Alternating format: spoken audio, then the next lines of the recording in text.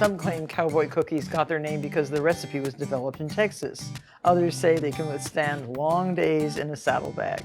Whatever their origin, they're chock full of a mouth-watering combination of oats, pecans, chocolate, and coconut.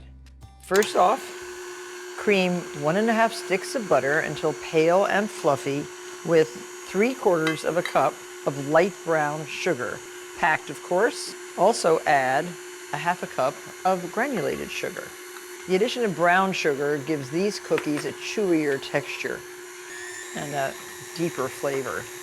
Let that cream, and in another bowl, whisk 1½ cups of all-purpose flour with 3/4 teaspoon of salt, a teaspoon of cinnamon, and 1½ cups of rolled oats. And don't forget the baking soda. That's because we've added the brown sugar, and the acidic nature of brown sugar requires the addition of a leavener like baking soda. And just whisk these things all together. Those are our dry ingredients. This is a very easy cookie batter, but it is chock full of flavor, chock full of texture, and chock full of goodness. So that's ready. Now this looks good. Add 2 eggs.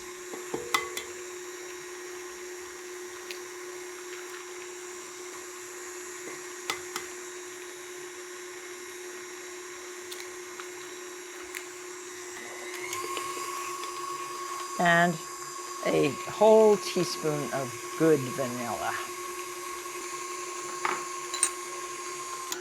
We have 1 cup of pecan halves that are coarsely chopped. We have semi-sweet chocolate, 6 ounces. You can use semi-sweet or bittersweet. And 1/2 cup of unsweetened shredded coconut. Hold that until you add all your dry ingredients. There's no milk or liquid, so add this slowly so it can incorporate into the butter sugar. You see, it's really a nice thick but moist batter. Add your coconut, your pecans, and this batter can be made yesterday for today. Actually, a lot of people are saying to make your cookie dough a day or 2 in advance of baking, so the flavors really can shine. You can also freeze cookie dough, and I'm adding the chocolate, big chunks of bittersweet chocolate. And that is it. There, I don't want to break up the chocolate too much. And we'll scrape everything together. And at this point, preheat your oven to 350 degrees. Now I have 3 baking sheets lined with parchment paper. 3 because this recipe makes somewhere between 16 and 17 cookies. And I'm using a 1/4 cup ice cream scoop, 1/4 cup. So just fill it like that. Place 5 or 6 cookies per sheet. Using a scoop, of course, gives you a uniform sized cookie, which is nice. Using an offset spatula like that, you just want to flatten it a little bit. You can use your hand. Very dense, very heavy. Pretty pretty. We're going to need 2 ovens or 3 racks.